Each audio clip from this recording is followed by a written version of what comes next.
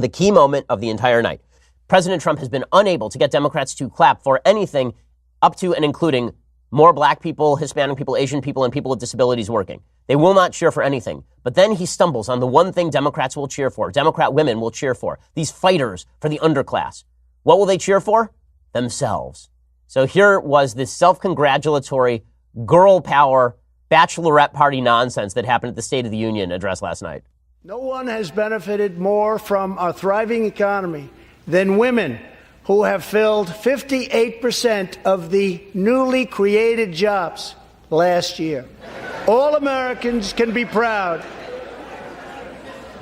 that we have more women in the workforce than ever before. And exactly 1 century after Congress passed the constitutional amendment giving women the right to vote, we also have more women serving in Congress than at any time before.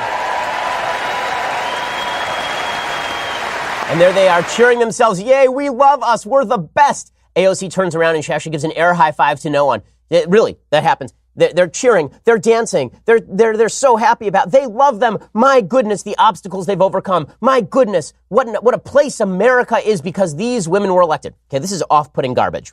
The reason it's off-putting garbage is because if we are going to talk about the privileges that people have been given in the United States, it is a privilege to be born a woman in the United States today.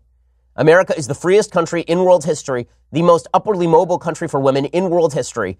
This notion that women are uniquely put upon in American society is sheer statistical nonsense. It is just not true. And not only is it not true, the absurdity of these women declaring themselves heroes. Look at what we've achieved. Look at what we've done. Because look how much we've had to What has AOC had to overcome? Like a thing. I'm not asking like many things. I'm asking like a thing. She's a 29-year-old bartender with no credentials and no capacity to understand basic economics. She sits in Congress and is extraordinarily famous. What's the obstacle she had to overcome? Why are we cheering this as though this is something unique in American life? As though she's breaking a glass ceiling? It's just not true. It's just not true. And it does show the vision that Democrats have for the country. Democrats see America as a very different place than Republicans see America. So as I say, Republicans see America as a place with eternal truths. Truths like we are all created equal in the eyes of God. Like we all have equal rights. And we have imperfectly applied that rule, but we have moved toward the application of that rule. Women were given the vote more than a century ago. Okay, women have been in politics for a very long time. Women constitute the majority of voters. They constitute the majority of college graduates. They constitute the vast majority of people who gain new jobs in the current economic upsurge. Women have had more wage mobility in the last 30 years than men have in the United States. Women are not victims. And this notion that Democrats are pushing that women have overcome now because lots of women were elected to Congress. Oh, look at us. We are just so awesome. It's so funny. AOC will say that she has cisgender privilege. Because she's a cisgender woman, she has privilege. We all have to acknowledge our privilege. White privilege and male privilege, the privilege of the patriarchy. But nobody in the Democratic Party will acknowledge the greatest privilege of all, which is that they stand on the shoulders of people who actually made sacrifices, people who actually had to overcome, people who actually were part of the American story, making America better. Sitting around and championing yourselves as overcoming some sort of victimhood when you've experienced no victimhood is a mark of ingratitude and nastiness.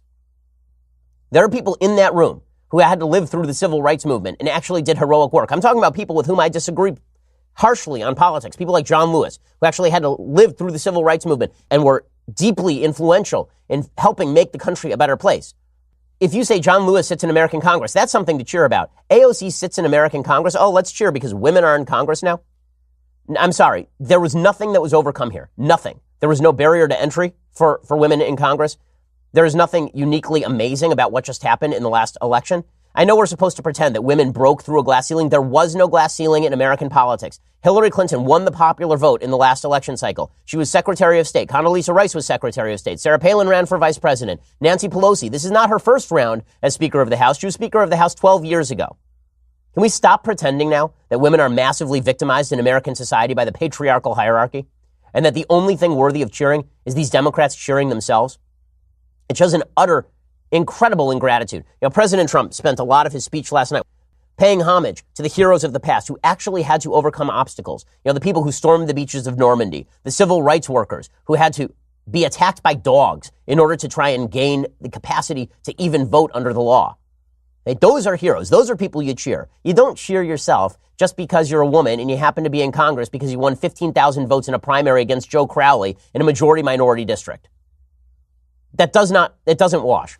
And not only that, it promotes this vicious idea that America is still a place filled with boundaries that must be overcome, particularly for women. And that is it's just nonsense, and it's self-serving nonsense too. It's so arrogant, honestly, to cheer your own achievement when you haven't achieved anything. Or at least if your achievement is not in spite of a great obstacle. Listen, I'm not somebody who's had to overcome a lot of obstacles. I've never said I am. I am grateful to live in a country where I don't have the obstacles of war and discrimination to overcome. I'm deeply grateful for that. My great privilege in the United States is I have two great privileges. One, I grew up with great parents. And two, I grew up in the greatest country in the history of mankind, bar none. Those are my privileges. My privilege is that I grew up on the back of giants, on the shoulders of giants. Nobody in the Democratic Party is willing to acknowledge that. The sacrifices of the past mean nothing because America is still a place filled with obstacles and difficulties, and it's so hard for women in America. It's just not true. It's just not true. Frankly, I'm kind of astonished at the lack of intersectional understanding on the part of these Democratic women. Like, from a left perspective, if you are going to rank victimized groups in the United States, women come in close to last as a victimized group in the United States. If you're going to cheer anything and celebrate anything, presumably you would be celebrating black employment rates. On the intersectional hierarchy, black ranks higher than female. But the only thing these Democrats were getting up and cheering is, oh, we're women and girl power and wow, we've done something unique. You haven't done anything. I'm sorry, you haven't. Also, there is a very anti-transgender element to all of this, which is, if you believe that gender is a social construct, then why does it matter whether women are elected to Congress or not?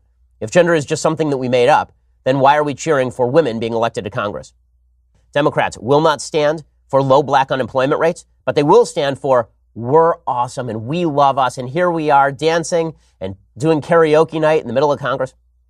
Really off-putting, honestly, kind of morally despicable. Like patting yourself on the back while failing to, you want to check your privilege? Check your privilege. Ladies, check your privilege. You grew up in the freest, richest country in world history, the most free country for women in world history. Check your privilege. Stop pretending that you did it yourself. You didn't build that, as you might say. This was not you. You didn't build it. All your forebears built it.